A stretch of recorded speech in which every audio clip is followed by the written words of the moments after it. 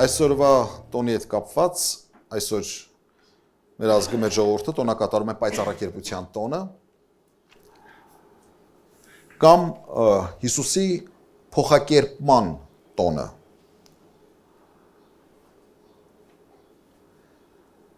Եվ մենք ուզում ենք այսօր խոսել դրա մասին, ընթերցելով Ղուկասի ավետարան 9-րդ գլուխ 28-ից 36 համարները։ Այս խոսքեր են գրեթե 8 օր ետք Պետրոսը ու Հովհաննեսը եւ Հակոբոսը առնելով լեռը ելավ աղոթք քնելու։ Երբ ինքը աղոթք կներ, իր երեսին տեսքը ուրիշ կերպ մը եղավ եւ իր հագուստը ճերմակ ու փայլուն եղավ։ Ահա երկու մարդիկ իրեն հետ կխոսեին, որոնք Մովսեսն ու Եղիան էին, փառքով երևցած եւ անոր այս կյանքեն ելնելու վրայով կխոսեին, որ Երուսաղեմի մեջ պիտի կատարվի։ Պետրոսը ու անոր հետ եղողները քունով ծանրացած էին, երբ արթնցան տեսան անոր փառքը եւ այն երկու մարդիկը, որոնք անորքով կեցեր էին։ Անոնք զատվեցան Հիսուսի քովեն, Պետրոս նսավ Հիսուսին. «Վարդապետ, լավ է, որ հոս կենանք ու 3 խրճիթ շինենք, մեկը քեզ, մեկը Մովսեսին, մեկը Եղիային, վասնզի չեր գիտեր թե ինչ կխոսեր։ Երբ անիկայից բաները կխոսեր, ամպը եկավ ու անոր վրա Հովանի եղավ եւ ամպիտակ մտած ատենին վախցան, ձայնը եկավ ամպեն ըսելով. «Սա է իմ սիրելի որդիս, անոր մտի կրեք»։ Երբ այն ձայնը լսեցին, Հիսուս մենակ մնաց։ Իրենք ալ լուր կեցան եւ իրենց տեսածներն այն օրերը մարդու բանը չպատմեցին։ Ամեն։ Եկեք աղոթենք։ Պաշտելի Սուրբ Հայր, խոնարհած սրտով գալիս ենք քո առաջ, ով Տեր, մեր սրտի գոհունակությունը մատուցելով քեզ, Տեր, որ դու քո պայծառակերպությամբ հայտնեցիր քո բուն էությունը, քո բուն ով լինելով, Հայր։ Շնորհ, որպեսզի այսօր եւ մեր սրտերում, մեր կյանքերում պայծառակերպվես եւ ճանաչենք քեզ այնպիսին, ինչպիսին որ դու կաս, ով Հայր։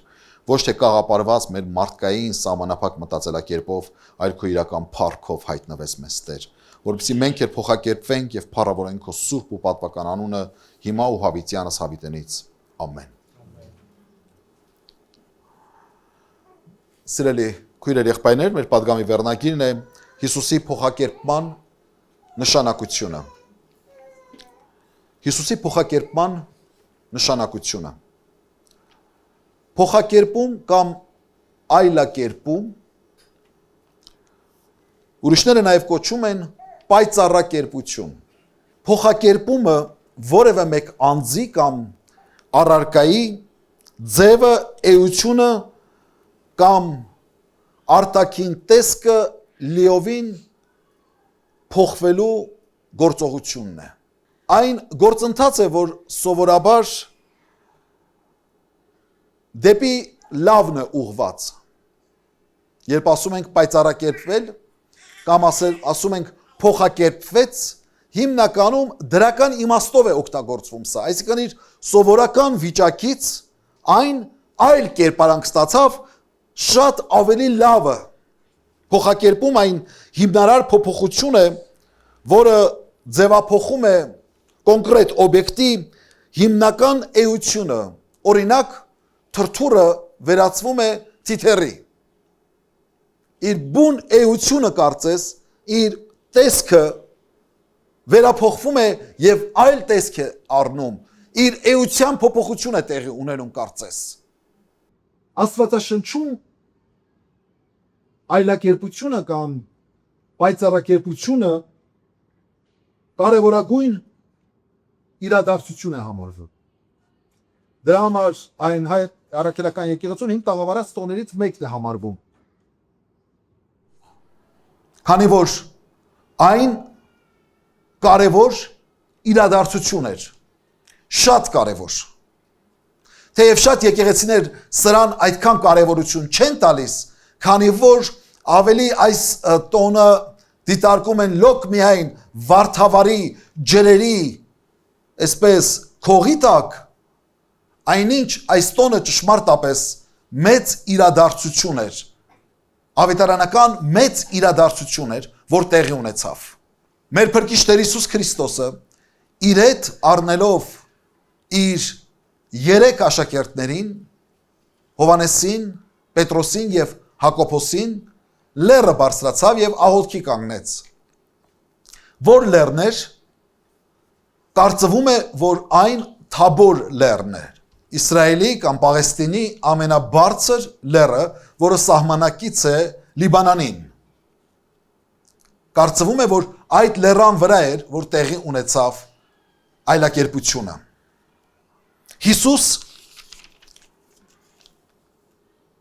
Հիսուսի ֆիզիկական տեսքը փոխվեց ճառագայթելով երկնային փառք, այսպիսով հաստատելով նրա աստվածային բնույթը։ Նրա ֆիզիկական տեսքը փոխվեց ճառագայթելով երկնային փառք։ Կարծես մի պահ մարմինը իր զսպող ուժը թուլացրեց եւ նրա ներսից փայլատակեց նրա աստվածային փառքը, որը քողարկված էր մարմնի մեջ։ Այս իրադարձությունը իր մեջ պարունակում է ուրիշ մի քանի կարևոր խորհուրդներ, որոնց մասին մենք Տերը կամենակ խոսենք մի քանի կիրակի։ Ինչպես օրինակ, այն բացահայտում է օրենքի եւ մարգարեների լրումը, ամրապնդում է աշակերտների հավատքը իր խաչելությունից առաջ եւ առաջարկում է հավիտենական կյանքի նախապատկեր։ Այս իրադարձությունը արձանագրված է 3 սինոպտիկ ավետարաններում, նույնատիպ ավետարաններում, որոնք են Մատթեոսը, Մարկոսը եւ Ղուկասը։ Դրա մասին կարող եք կարդալ Մատթեոս ավետարան 17-րդ գլուխ 1-ից 9 համարներում, Մարկոս ավետարան 9-րդ գլուխ 2-ից 13 համարներում եւ ինչպես Ղուկասի ավետարան 9-րդ գլուխ 28-ից 36-րդ համարներում։ 3 ավետարանիչները հարկ են համարել այս իրադարձությունը անպայման արձանագրել իրենց ավետարաններում, տալով մեծ կարևորություն։ Կարծես թե Հովանես առաքյալը այս պատմությանը չի անդրադառնում, լոկ հիշատակելով իրադարձությունը, պատմությունը։ Սակայն Հովանես առաքյալը իր ավետարանից սկզբից մինչև վերջ խոսում է այս պատմության բուն իրական խորհրդի մասին, որին էլ մենք այսօր շատ կանդրադառնանք։ Այս պատմությունը ունի խորը աստվածաբանական իմաստներ, որոնցից առաջինին այսօր ուզում եմ ես անդրադառնալ, եղբայրներ եւ քույրեր։ Եվ այն է Հիսուս Քրիստոսի աստվածային հայտնությունը։ Փոխակերպման նպատակը, գլխավոր նպատակներից մեկը այն էր Հիսուս Քրիստոսի աստվածային բնույթի հայտնությունը։ Թաբոր լեռան վրա Հիսուսի դեմքը փայլեց, ինչպես արևը, եւ նրա հագուստները դարձան ճեպ-ճերմակ, շլացուցիչ ճերմակ։ Սա թույլ տվեց նրա ներքին աստվածային բնույթին մարմնի միջոցով ցույց տալ, որ նա Աստված է։ Նա սովորական մարդ չէր, նա սովորական մարգարե չէր, նա սովորական ուսուցիչ չէր, որ ինչպես ընդունված է ժողովրդի կողմից նա, այլ հայտնեց իր, կարծես թե ամենանեղ շրջանակին, ամենամտերիմ աշակերտներին, կարծես հայտնեց իր բուն էությունը։ Ցանկանում եմ եղբայրներ եւ քույրեր, միասին ճամփորդենք ավետարանի խոսքերով։ Մի շարք հատվածներ պետք է կարդանք, հատկապես Հովանու ավետարանից։ Եվ այսպես Հովանու ավետարանում մենք կարդում ենք 8-րդ գլուխ 58-րդ համարում։ 57-րդ համարն ասում է, իսկ հրեաները ըսին անոր, դուն տակավին 50 տարեկան չկաս, Աբրահամին էլ տեսար։ Հիսուսը ասավ անոնց, ճշմարիտ կսեմ ձեզի, Աբրահամի ըլլալեն առաջ եմ ես։ հրյաների ուղեղի մեջ չէր կարող տեղավորվել այն ամենը, ինչ որ Հիսուսն ասում էր իր անձի վերաբերյալ։ Ասում է Աբրահամը Երանի էր տալիս, որ իմ օրերից մեկը տեսներ, այստեղ կարծես թե հոսանքը տոկը խփում է հրյա ուսուցիչների, ռաբիների, աստվածաբանների ուղեղին մեջ ինչ-որ մի բան է տեղանում։ Դու 50 տարեկան չկաս, արդեն Աբրահամին էլ տեսար, արդեն մի տեսակ կարծես Հիսուսին լուրջ չէին ուզում ընկալել։ Մտածում են, որ ինչ որ մի բան այն չի նրա մոտ, որովհետև խոսում է, որ Աբրահամը երազում էր իմ օրերից մեկը տեսներ։ Եվ ասում են 50 տարեկան չկաս, բայց Աբրահամին տեսել ես, կարծես թե ծաղրում են։ Բայց Հիսուսը մի կարևոր պատասխան է տալիս նրանց, ասում է, Հիսուս նսավ անոնց, ճշմարիտ, ասում եմ ձեզ, Աբրահամի ելալեն առաջ եմ ես։ Ես մեկն եմ, որ Աբրահամի ծնվելուց առաջ եմ եղել։ Աբրահամի օրերից առաջ եմ ես եղել։ Այս արտահայտությունը, որ Տեր Հիսուսն անում է, շատ մեծ եւ պատասխանատու խոսք է։ Այն չէր կարող նորմալ, սովորական մահկանացուն այսպիսի խոսք ասեր։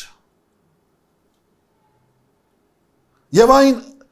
չէր կարող ընկալելի լինել իր ժամանակակիցների համար։ Ինչպես կարող է մեկը ելնել արտահայտել, որ ինքը Աբրահամից առաջ էր, այսինքն ես մոտ 2000 տարի առաջ եմ եղել։ Ով պիտի այս խոսքը լուրջ ընդուներ։ Բայց այստեղ Քրիստոս հայտնում է իր այլ մեկը լինելը, ավելին քան լոկ մարդ լինելը, ավելին քան լոկ ուսուցիչ կամ վարդապետ կամ մարգարե լինելը։ Եվ միշտ Քրիստոս իր գործունեությամբ մարդկանց մեջ հարց էր առաջացնում իր ով լինելու մասին։ Այդ հարցերը առաջանում էին ոչ միայն հրյաների մոտ, այդ հարցերը առաջանում էին նաև աշակերտների մոտ։ Օրինակ, երբ որ նա ծովը հանդարտեցրեց, հիշում եք, նավակի մեջ քնած էր, մեծ փոթորիկ եղավ, աշակերտները վախեցան, որ ալիքները լցվում էին, ջուրը լցվում էր նավակի մեջ եւ վախեցան, որ նավը կխորտակվի, վերջը աղաղակեցին, քնից հանեցին Տեր Հիսուսին եւ Տեր Հիսուս ելավ ու փոթորկալից ծովը սաստեց ասելով լուր կեցիր եւ ծովը անմիջապես հանդարտվեց։ Եվ այնտեղ մի բառ են օգտագործում,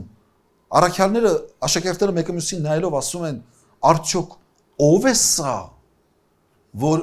որին ծովերն են ենթարկվում։ Սա խոսում է նրա մասին, որ Քրիստոսի բնույթը, նրա ով լինելը, այդքան հարցեր էր առաջացնում մարդկանց մեջ, որովհետև նա բաներ էր անում, բաներ էր խոսում, արտահայտություններ եւ հայտարարություններ էր անում, որը որ սովորական մահկանացուի համար չէր։ Ինչպես կարող էր մեկը ծովը հանդարտեցնել, եւ հրյաներն էլ ասացին. դու ով ես, ով է նա։ Միշտ մարդկանց մոտ նա այս հարցը ծնում էր իր ով լինելու մասին։ Իմիջայլոց այսպիսի մի հարց ժամանակին տվեց Մովսեսը, երբ որ լեռան վրա հանդիպեց այրվող, բայց չմոխրացող մորենի։ Եվ մորենին խոսեց նրա հետ։ Ելից 3-րդ գլխում կարդում ենք 13 եւ 14 համարներում Մովսես նսավ Աստծուն, երբ ես երթամ, քանի որ Աստված էր խոսում մորենի միջոցով, կամ մորենի միջից,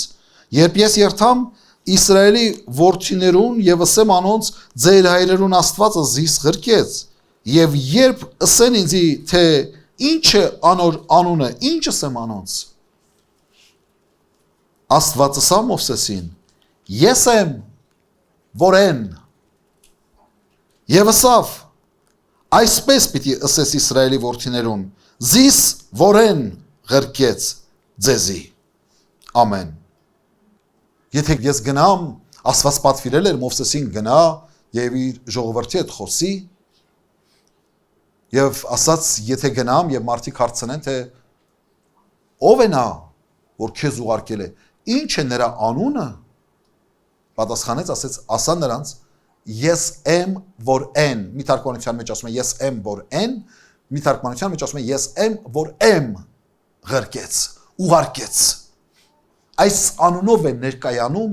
Աստված Մովսեսին։ Այսպես է ճանաչվում Աստծո անունը Իսրայելի մեջ։ Հիշեք սա։ Հովանու ավետարանի մեջ 6-րդ գլխում 35-րդ համարում Քրիստոս այսպիսի հայտարարություն է անում։ Ասում է. Հիսուսը ասավ անոնց. Ես եմ կենաց հացը, նա որ ինձի կուգա, երբեք պիտի չանոթենա, եւ նա որ ինձի կհավատա, պիտի չծարավի։ Սկսում է շարանը Հովանու ավետարանում, ուր Հիսուս ներկայանում է նույն անունով,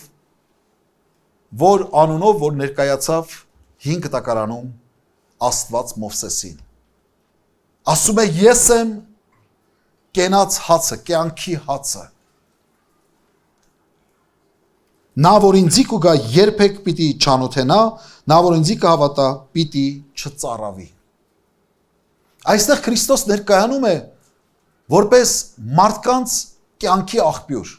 որովհետև գոյություն չունի կյանք առանց հացի եւ առանց ջրի։ Ես եմ կյանքի հացը։ Այսպիսի արտահայտություն չէր կարող անել սովորական մարդը։ Սովորական մարդը չէր կարող ինքն իրեն ներկայացնել որպես սնունդ մարդկանց համար, որպես կյանքի աղբյուր մարդկանց համար։ Եթե մեկը ինձ գա, երբեք չի անոթենա եւ երբեք չի ծարավի։ Սամարացու կնոջը նա ներկայացավ որպես կյանքի ջուր։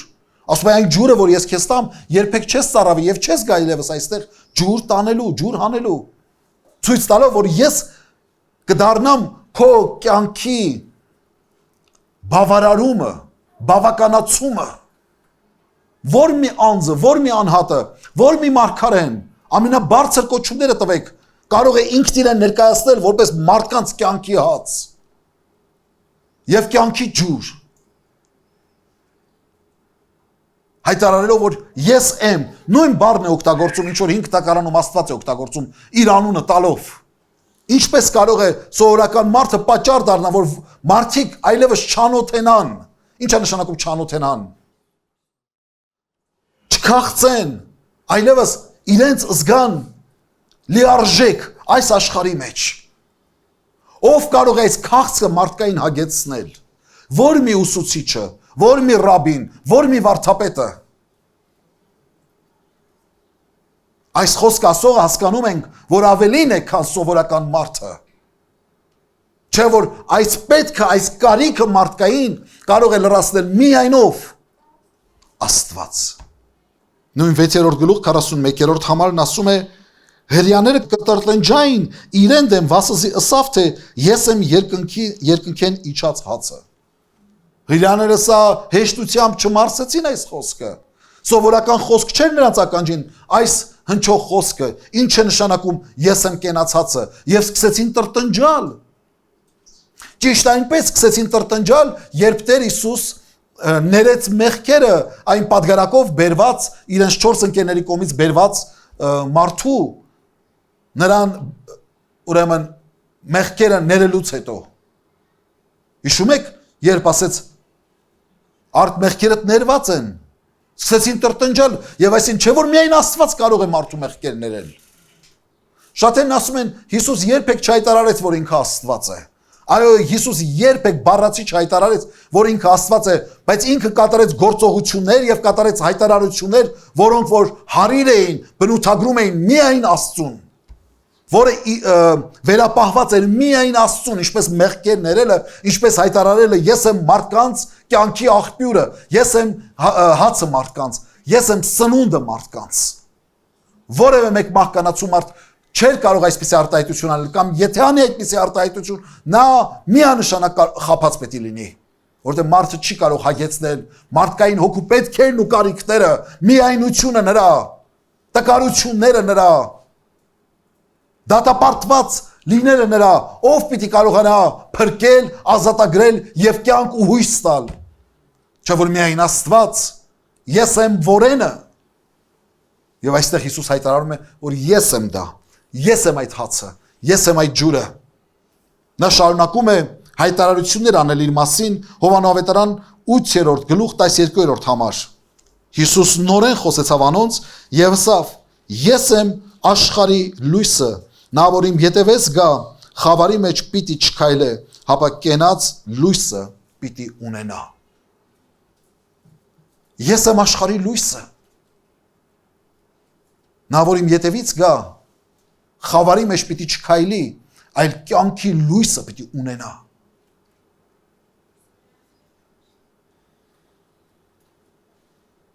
Աշխարհի խավարը ծրվեց, երբ որ Աստված ասաց լույս լինի, եւ լույս եղավ։ Դեռ ստեղծագործության սկզբում, երբ ամբողջ աշխարհը պատված էր խավարով, բացարձակ խավարով, եւ Աստված ասաց լույս լինի, եւ լույս եղավ։ Եվ այստեղ տեսնում ենք Հիսուս հայտարարում է, որ այդ լույսը ինքն է, ասում է. ես եմ աշխարհի լույսը։ Ոչ թե մեկ անձի, ոչ թե իր սիրելի զավակների, իր ծնողների կամ իր զավակների, կամ իր սիրելի անձնավորության, կամ իր ընկերների, ամբողջ աշխարհի լույսը ես եմ։ Եվ ասում է, եթե մեկ իմ ետևից գա, խավարի մեջ պիտի չքայլի։ Այստեղ տեսնում ենք, որ աշխարհը պարփակված է խավարի մեջ, մեղքի խավարի մեջ։ Եվ միակը, ով կարող է խավարի մեջ բնակվողներին լուսավորել, դա Տեր Հիսուս Քրիստոսն է։ Եվ այս հատկությունը սովորական մահկանացուն բնորոշ չէ։ Որևէ մեկը, որևէ սովորական մարդ չի կարող հանդիսանալ լույս աշխարհի մարդկության համար։ Բայց միայն Աստված ինքը, որովհետև նա է լույսի աղբյուրը, որովհետև նրանից է ծնունդ առնում լույսը։ Եվ այստեղ Քրիստոսն ասում է, որ ես եմ այդ լույսը։ Ես եմ աշխարհի լույսը։ Սա նույնպես խոսում է նրա աստվածային էության մասին, նրա աստվածային բնույթի մասին։ Թաբոր լեռան վրա նա պայծառակերպվեց, նրա դեմքը ասում է ճերմակ եղավ, կարծես լույս հեռարձակեց նա։ Այո, որովհետև նա էր աշխարհի լույսը։ Հովաննավետարան 10-րդ գլուխ 7-ից 9 համարներում կարդում ենք. Հիսուս նորեն ասավ անոնց. ճշմարիտ ասում եմ ձեզ, ես եմ ոչխարների դուռը։ Ամեն անոնք, որ ինձ առաջ եկան, գող ու ավազակ էին, բայց անոնց չլսեցին ոչխարները։ Ես եմ դուռը, եթե մեկը ինձ մեն ներս մտնե, պիտի փրկվի եւ պիտի մտնե ու ելնե եւ արոտ գտնե։ Ամեն։ Ես եմ դուռը, փրկության դուռը ես եմ։ Ուրիշ որևէ մեկը չէ, եւ ասում ինձանից առաջ բոլոր եղողները գողեր ու ավազակներ էին, որոնք որ իրենց ներկայացնում էին որպես փրկիչներ։ Եվ այդպես էր։ Հիսուսից առաջ շատերը եկան եւ հայտարարեցին, որ իրանք մեսիան են, իրանք են փրկության ճամփան եւ այլն։ Այսօր էլ շատերն են գալիս ու ասում։ Բայց միակ դուռը, կյանքի միակ դուռը փրկության ով է։ Ինքը Տեր Հիսուս Քրիստոսը, եւ ինքը հայտարարում է, որ ես եմ դուռը։ Մարգարեները երբեք դուռ չէին կարող լինել։ Մարգարեները պատգամաբերներ էին, բայց Հիսուսն ասում է, ես եմ դուռը փրկության։ Մեկը չի կարող փրկություն գտնել, մեկը չի կարող ապահովություն ու պաշտպանություն գտնել, մեկը չի կարող անդոր գտնել, եթե չմտնի ինձանով, ուստի թանկագին հոգի, թանկագին եղբայր եւ քույր, ինչ են քո մտահոգություններն այս կյանքում, ինչ են քո ցավերը, քո անհանգստություններն այս կյանքում, ինչ էլ որ լինի, մի դուռ կա բաց քեզ համար, մի դուռ կա բաց քեզ համար ու որևէ մեկը չի կարող փակել այդ դուռը, եւ այդ դուռը բաց է քեզ համար, կյանքի դուռը, մխիթարության դուռը, փրկության դուռը եւ քո բժշկության դուռը, եւ այդ դուռը Հիսուս Քրիստոսն է, Աստված ինքն է այդ դուռը քո, ներս մտիր եւ գտիր քո պաշտպանությունը, ներս մտիր եւ գտիր քո հանգիստը, ներս մտիր ու գտիր քո խաղաղությունը, այդ դուռը Հիսուս Քրիստոսն է, կյանքի դուռը, փրկության դուռը, քո ներքին խաղաղության դուռը Հիսուս Քրիստոսն է։ Նա է քո Տեր Աստվածը, ասում է ես եմ այդ դուռը։ Ճիշտ նույն բառն է օգտագործում, ինչ որ 5 տակարանում Աստված ներկայանում է Մովսեսին։ Ես եմ։ Ես եմ կյանքի դուռը։ Այստեղ նա բացահայտում է իր էությունը, ես եմ, որ են։ Այստեղ այդ էնի մաստատումներն է տալիս, ճոխությունն է ցուցաբերում։ Հովհաննես ավետարան 10-րդ գլուխ 11 եւ 14։ Ես եմ բարի հովիվը։ Բարի հովիվը իր կյանքը ոչխարների համար կդնե։ 14-ն ասում է. ես եմ բարի հովիվը, կճանչնամ իմիններս ու կճանաչվեմ իմիններս։ Ամեն։ Այստեղ Տեր Հիսուս հայտարարում է, որ ինքն է բարի հովիվը։ 5 տակարանում մարգարեների միջոցով Աստված խոսում է վարձկան հովիվների մասին։ Եվ ինչպես են վարձկան հովիվները Աստծո հոտը վնասում եւ Աստծո հոտը ցրում։ Իմիջիալոց մարգարեություններում Աստված ասում է. ես եմ հովիվը, ես պիտի իմ հոտը հավաքեմ, ես իմ հոտը պիտի ժողվեմ, ես ցրվածներին պիտի հավաքեմ։ Իսկ նոր կտակարանում այստեղ Հիսուսն հայտարարում է, որ հենց ես եմ այդ բարի հովիվը, որ եկել եմ հավաքելու իմ հոտը եւ ճանաչվում եմ իմիններս եւ իմիններս էլ ճանաչում են ինձ կամ ճանաչում են իմ ձայնը։ Նա եկավ, որպեսզի սատանայի կողմից ցրածներին հավաքի որպես բարի հովիվ։ Ուստի դու չես կարող կորսված լինել, եթե Հիսուսի նման հովիվ ունես։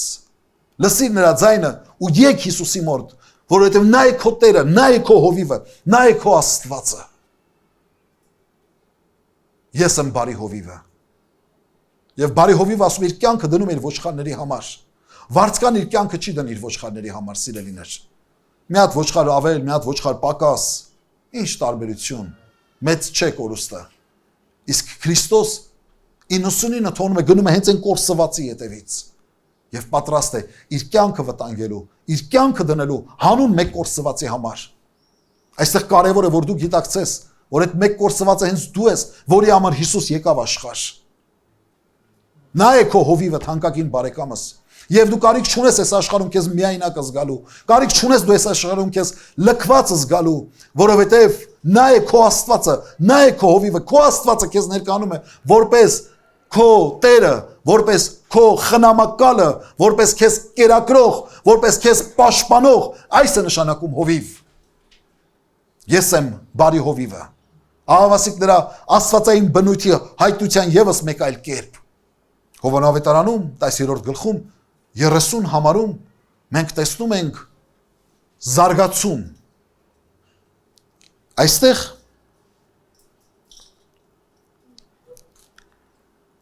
Հիսուսն հայտարարում է,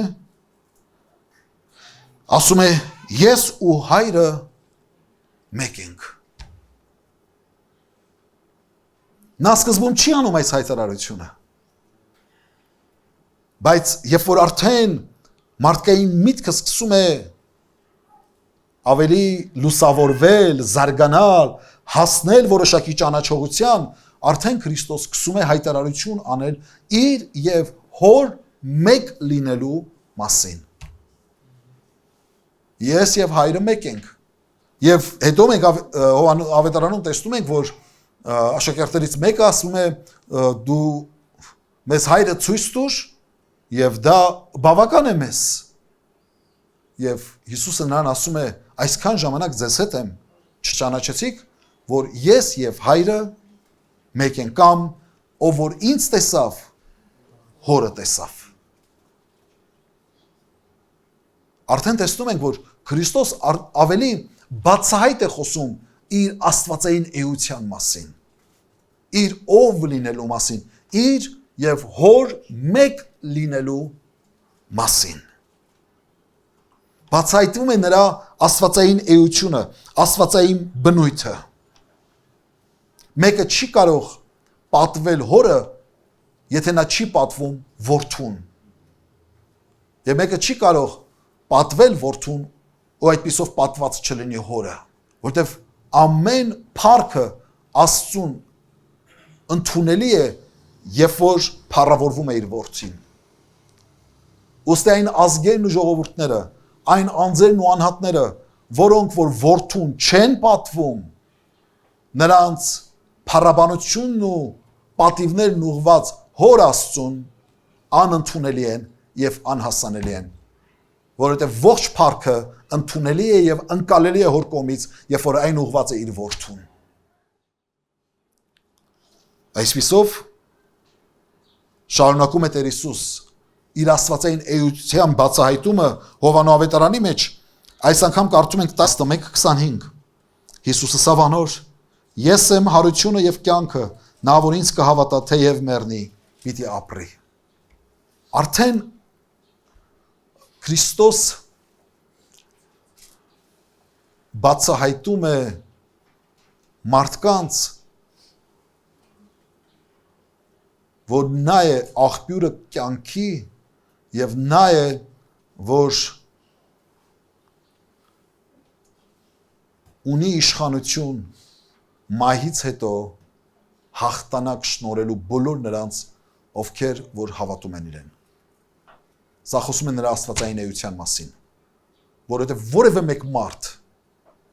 որևէ մեկ լուսավորված մարդ, որևէ մեկ ուսուցիչ, լինի դա Բուդդան, լինի դա Մուհամեդը, որևէ մեկ ռաբի չէր կարող նման արտահայտություն անել։ Ես եմ հարությունը եւ կյանքը, որ ինձ հավատա թեև մեռնի, պիտի ապրի։ Այսպիսի բան կարող էր ասել միայն Աստված ինքը, որովհետև միայն Աստված ունի կյանքի եւ մահվան վրա իշխանություն։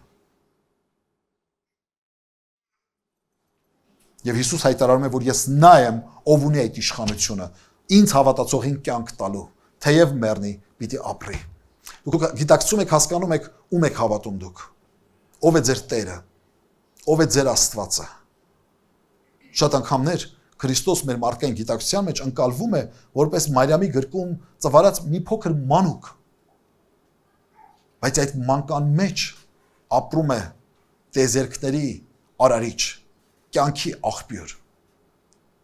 Աստված ինքը։ Նա, որ իշխանություն ունի մահվան եւ կյանքի վրա։ Ուստի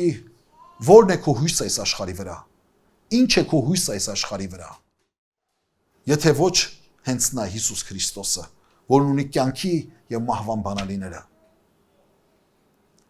Ինձ հավատացողը թեև մեռնի, պիտի ապրի։ Սա նշանակում է նրան հավատացողը այլևս վախ չունի մահվան հանդեպ։ Մահը այլևս չունի իշխանություն քեզ վրա, եթե դու հավատում ես Տեր Հիսուս Քրիստոսին։ Ընդամենը մի միջոց անցնելու մի վիճակից ուրիշ մեկ վիճակի, բայց ոչ հավիտենական մահ, որովհետև Հիսուսին հավատացողը կյանք եւ հավիտենական կյանք ունի։ Օրհնյալ է նա։ Հիսուս կրկին իր ով լինելու մասին է խոսում ասելով, Հովանու 14:6-ն ասում է, Հիսուս նսավ, ես եմ ճամփան ու ճշմարտությունը եւ կյանքը, մեկը հորը քով չի գար, եթե ոչ ինձանով։ Ամեն։ Նորից օգտագործում է նույն խոսքը, ես եմ։ Նույն բառը, ինչ որ 5 կտակարանում Աստված ներկայացավ, նույն անունը։ Ես եմ ճամփան, ճշմարտությունը եւ կյանքը, ու ոչ ոք հոր մոտ չի գնա, բացի միայն ինձանով։ Միակ ուղին, միջնորդը, միակ միջնորդը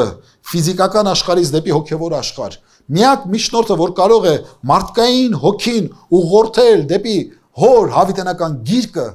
դա Հիսուս Քրիստոսն է։ Ուրիշ միջոց գոյություն չունի աշխարհիս վրա, ուրիշ անուն չկա տրված աշխարհիս վրա, որով կարող է մարդ բրկվել, բայց միայն Հիսուս Քրիստոս անունը։ Եվ սա վերաբերվում է բոլոր ազգերին ու բոլոր ժողովուրդներին, բոլոր կրոններին։ Նա է ճամփան, ես եմ ճամփան, ես եմ ճշմարտությունը։ Բոլոր մարգարեները եկան վկայեցին ճշմարտության մասին, բայց որևէ մեկը չհայտարարեց, որ ինքն է ճշմարտությունը։ Միակ Հիսուսն է, որ հայտարարում է, ես եմ ճշմարտությունը։ Այսինքն ոչ թե խոսում եմ ճշմարտության մասին, այլ բուն ճշմարտությունը, ես եմ։ Մենք ոչ միայն հետևորդ ենք Հիսուսի ուսուցումների, այլ մենք բուն հետևորդ ենք նրա անձի, նրա ով լինելու։ Իսկ ով էր նա, ես եմ ճշմարտությունը, ես եմ ճամփան, ես եմ կյանքը։ Այս խոսքը միայն Աստված ինքը կարող է ասել։ Ես եմ կյանքը։ Կյանք գոյություն չունի առանց Քրիստոսի։ Ինչ ենք փնտրում մենք այս աշխարհի վրա։ Կյանք չի փնտրածդ։ Կյանք ենք չի փնտրում։ 24 ժամից 16 ժամը աշխատում ենք։ Այն 8 ժամը քնում ենք, որ մի քանի ժամ մնա տակը, որ ապրենք։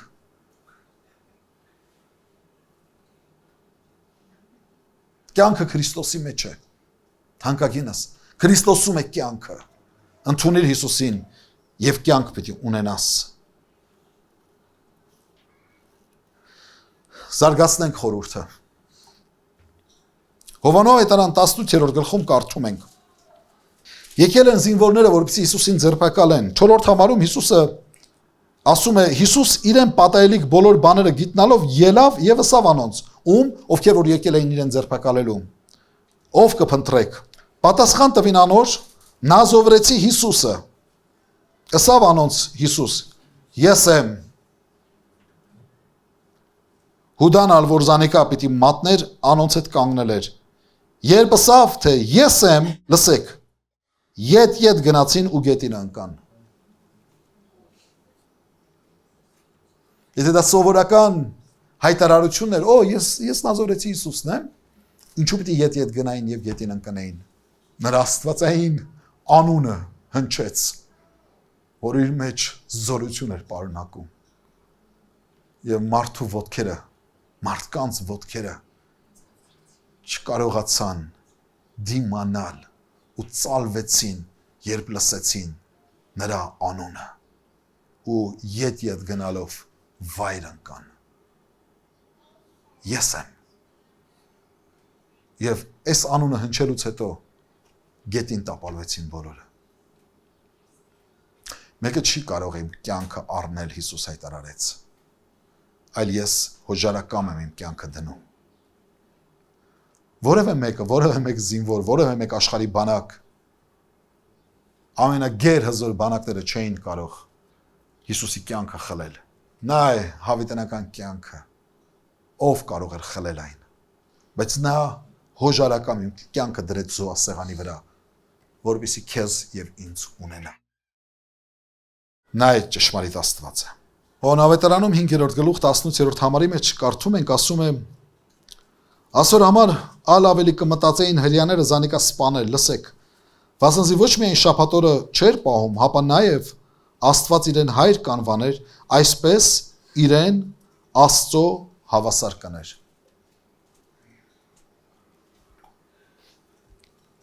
Հրյանները հասկանում էին, որ Հիսուս ինքն իրեն Աստծուն հավասար էր անում։ Թեև նա խոնարհված էր, աստվածային փառքը թողել էր, սակայն իր հայտարարությունները իր անձի վերաբերյալ, իր ով լինելու վերաբերյալ իրեն հավասարեցնում էին ում Աստծուն։ Հիշեք այս խոսքերը։ Հիմա էլ կարդանք Մարկոս Ավետարան 14-րդ գլուխ 60-ից 64 համարներ։ Հիսուսի դատապարտումն է։ Եվ քահանայապետը մեջտեղ ոտքի ելնելով հարցրեց Հիսուսին ու ասավ. պատասխանը չես տար, ինչ կվկային ասոնք քեզ դեմ, բայց այն լուր կկենար, եւ պատասխանը չէր տա։ Քահանայապետը նորեն կհարցներ անոր ու կսեր. դու ես Քրիստոսը, օրհնյալ Աստծո որդին։ Հիսուսը ասավ. ես եմ։ Ու պիտի տեսնեք որդին մարդո զորության աջ կողմը նստած։ Ու երկնքի ամպերովը եկած։ Քահանայապետը իր հանդերձները պատռեց։ Եվ ասավ. ալ ինչ պետք են մեզի վկաներ։ Այսօր հայոյությունները լսեցինք։ Ձեզ ինչպես կերևնա, ամենքը դատապարտեցին զանիկա, թե մահապարտ է։ Ոմանք սկսեցին թքել վրան։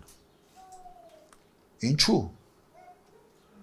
Միջև այդ հարցնում էին իրով լինելու մասին։ Հետո երբ որ Հիսուս հայտարարեց, ասելով որ ես եմ, օգտագործելով ճիշտ նույն բառը,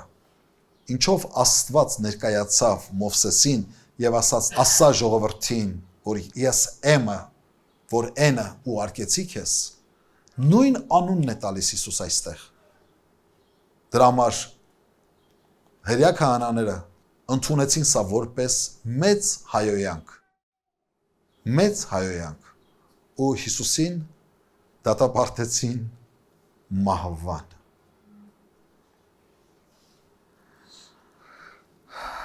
Ինչու այն հայոյանք համարվեց, որովհետև իրենց պատկերացրած Մեսիան չէր կարող լինել հորը հավասար։ Իսկ այստեղ Հիսուսն ասում է. «Եվ կտեսնեք, որդին մարդու զորության աջ կողմը նստած երկնքի ամպերով է եկած»։ Զորության աջ կողմը նստած նշանակում է հավասարազոր Աստծուն։ Նրանց պատկերացմամբ չէր կարող նա լինել եւ Քրիստոսը, եւ հավասարազոր Աստծուն, որովհետև իրենց համար Մեսիան այլ կերպարի այլ տեսակ էր։ Դրա համար Հիսուսին դատապարտեցին մահվան։ Երբ որ նեռը գա, սկզբից նա ներկայանալու է ճիշտ հրեաների ճաշակով, որպես Մեսիա, եւ ընդունվելու է, ընկալվելու է։ Հետո 3.5 տարի հետո տաճարում նստելու է գահին եւ ինքն իրեն հռչակելու է որպես Աստված։ Այն ժամանակ նրանք հասկանալու են, որ խաբված են։ Եվ եթե Հիսուս եկավ, որ նրանց կյանք տա ու փրկություն տա, սա պետք է գա նրանց կորուստ պատճառելու։ Եվ այն ժամանակ պետք է զղջան, այն ժամանակ պետք է ողբան, այն ժամանակ պետք է փնտրեն մարդու որդու օրերը, այն ժամանակ մահը պետք է երկրի վրայից վերցվի 6 ամիս եւ մարդիկ լալով, ողբալով, աղաղակելով ժայռերին պետք է խնդրեն, որպեսզի իրենց վրա ընկնեն, որ մեռնեն, որ չտեսնեն բարկացած որդուն։ Որովհետև կենթանի Աստվածը պետք է ի հայտ գա նրանց։ Երկու համարներ եւս եւ ամփոփենք։ Կողոսացիս 2:9-10 Վասնզի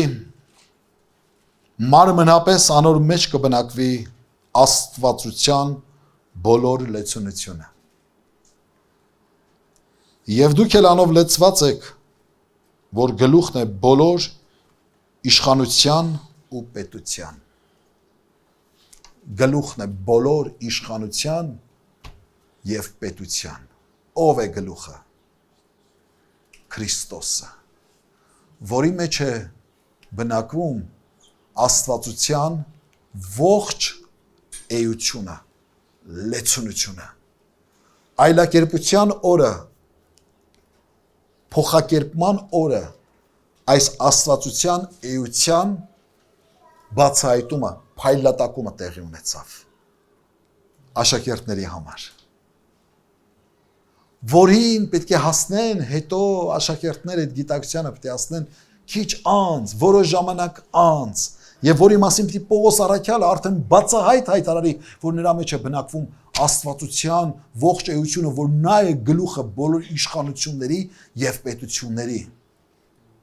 Խոսքը չի վերաբերվում միայն երկրային իշխանությունների, պետությունների, այլ իշխանությունների եւ պետությունների բառը նշանակում է հրեշտակային բարձրագույն դասերի։ Իսկ հրեշտակային բարձրագույն դասերի